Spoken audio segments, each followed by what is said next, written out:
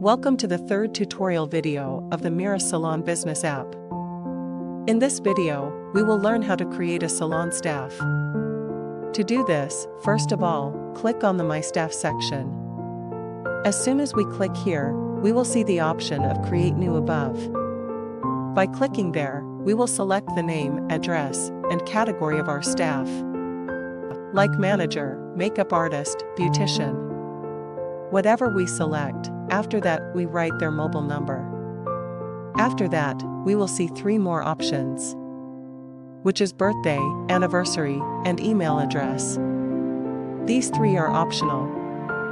You can add it if you want, or you can skip it. It is for our information. After that, we will add the salary of our staff. Then, our commission.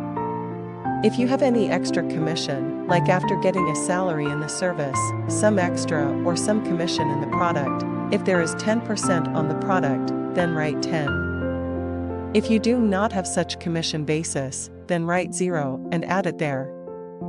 In this way, you can create all your staff one by one. If you want to change something, you can click on their name and change it.